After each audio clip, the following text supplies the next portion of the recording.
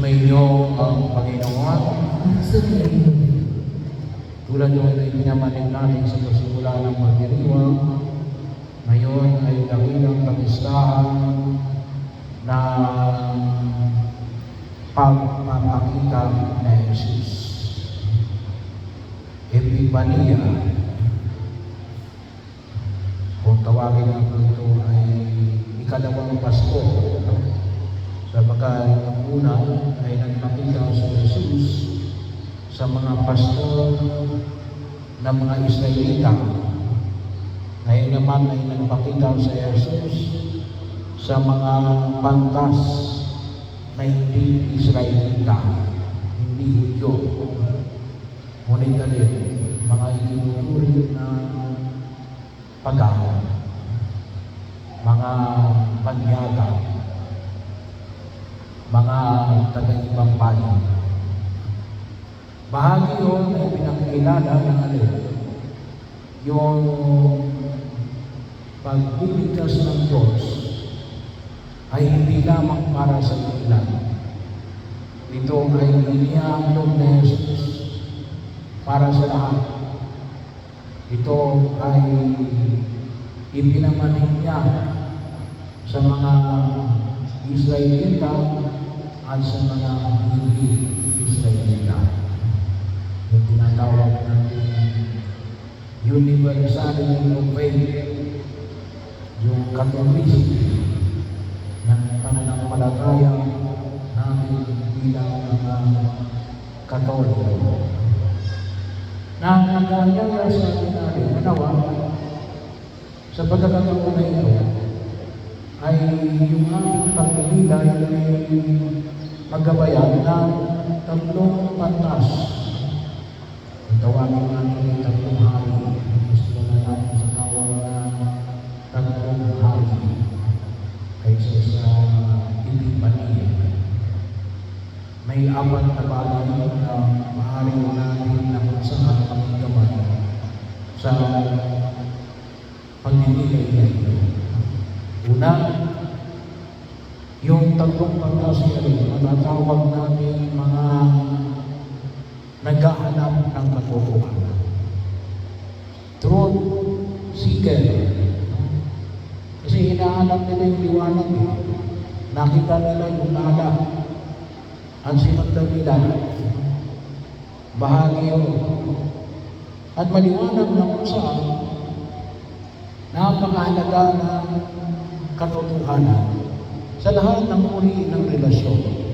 Bagaman kung isa may nagsasabi na parang may mga relasyon na hindi pinagbabasihan ng katotohanan. Mayroon naman. Pero hindi magtatagawin. At sa oras na maghihiwalay yun, maggulo yun. Yung katotohanan na pinamamanik na Jesus siya mismo. Anong sabi ni Jesus? Namundahan ang katotohanan at ang buhay.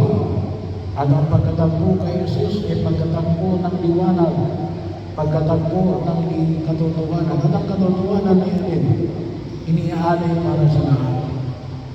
Hindi lang para sa mga nananampalataya. Bagamat mas maunawaan namin yung katotohanan na ito, pero ito ay inihahain para sa lahat.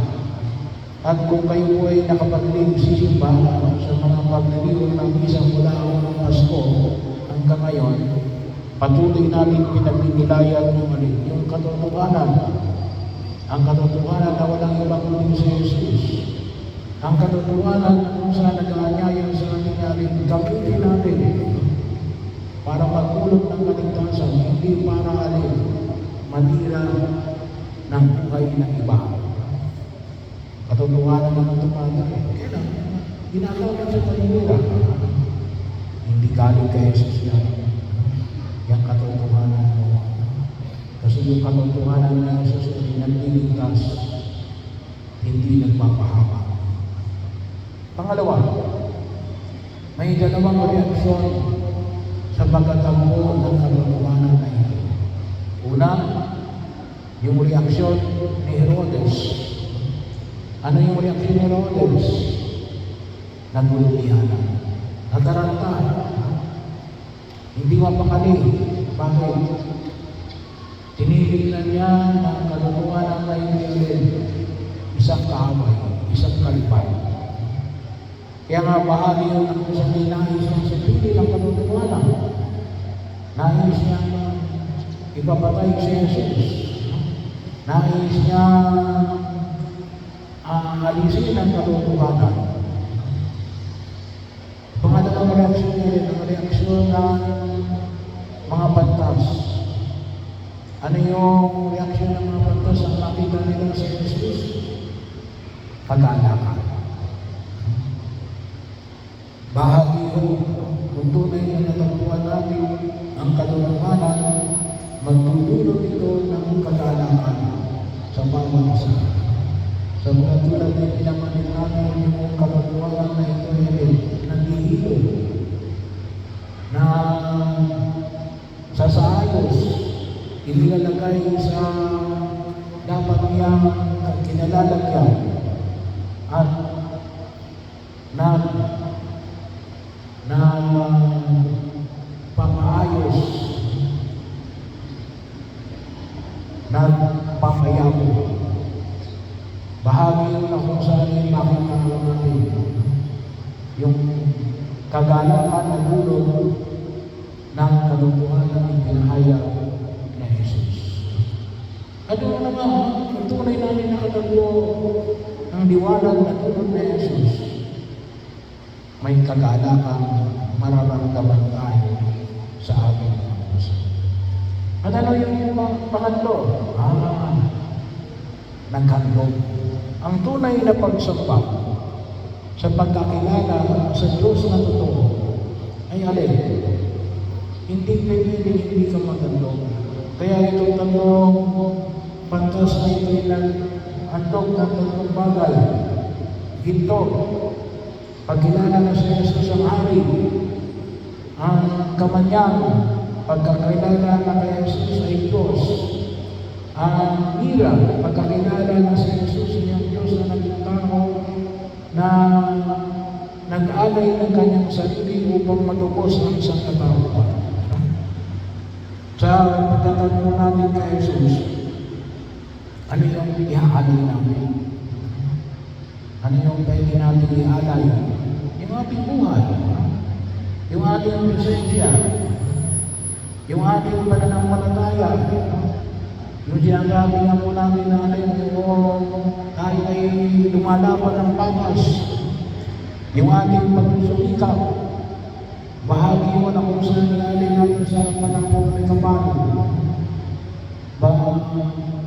Sa bahagi yun na kung saan ay katulad din mo ng ating pagtukod, anong mayroon tayo? Sabi nga natin, wala akong sarili ko. Ialay mo sarili mo. Kung anong mayroon ka, yun ang ialay. Sabagat, ang tunay na pagkilala sa liwanag na lulot ni Jesus ay kinakailangan mo nagtong sa paghahandog. Kaya nga napakahalaga ng elemento rin sa atin ngayon. Yung ating bahagi ng isa yung offertory. Nais ko rin palang pagbigay alam na yung ating mga kolekta ngayon, lahat ng kolekta natin ngayon, ay yan ay iahandog natin para sa atin, para sa simbahan sa Africa. No?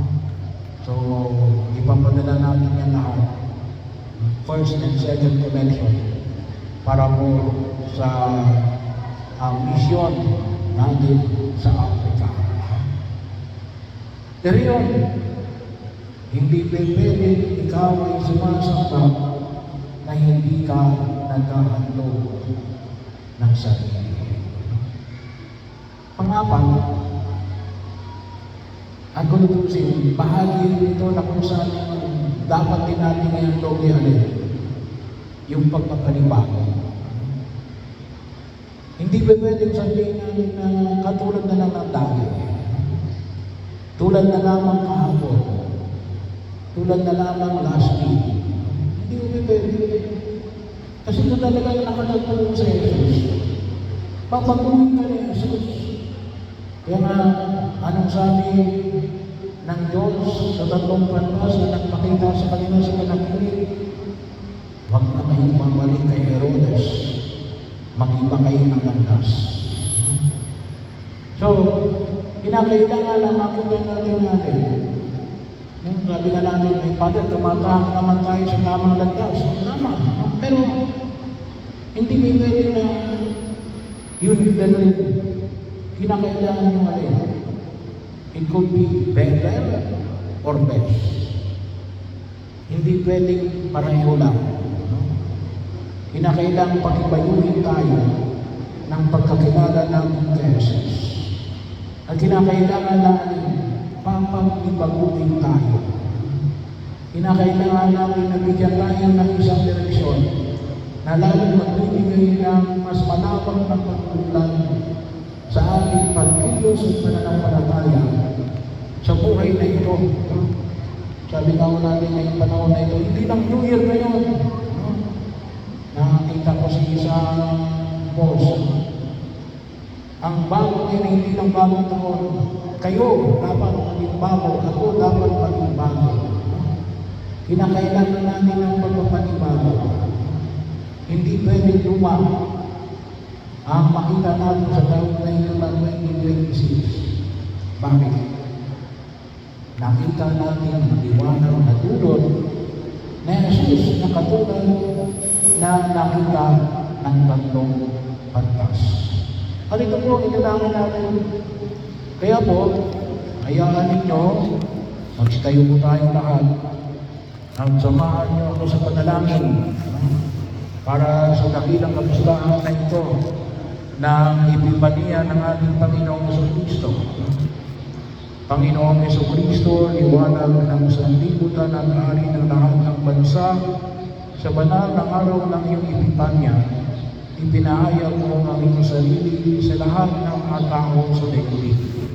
Tulad ng mga pantas mula sa silangan, lumalapit kami sa iyo ng may bukas na puso, naghahanap ng iyong katotohanan at nananabik sa iyong presensya. Patnubayan mo kami ng iyong liwanag, O Panginoon, lalo na kapag ang aming landas ay hindi malinaw. Kapag madilim ang daan, ikaw nawa ang aming bigyan. Kapag kami naliligaw, ibalik mo kami sa iyo. Iniaalay namin sa iyo hindi ginto, kawanyang at tira, kundi ang mga handog ng aming buhay, ang aming pananampalataya, mga pagsubok, mga pag-asa at pag-ibig. Linisin mo ang aming mga puso mula sa kapalaluan ng takot. Turuan mo kami sumampa sa iyo ng may kababahang loob at maglingkod ng may bukas palad na puso. Kung paano ipinahayag mo ang iyong sarili sa mga pantas, ipahayag mo rin ang iyong sarili sa aming mga buhay upang makilala ka namin sa mga luka, sa mga nagdurusa, sa mga nalulumbay, at sa mga nakakalimutan. At matapos namin makatampukan na may makabalik kami sa aming araw-araw na pamumuhay sa ibang landas, binago, pinalinibago, at puspos ng liwanag. Ikaw na nabubuhay at nag-ahari kasama ng Ama sa pagkakaisa ng Espiritu Santo, Diyos magpakailanman. Amen.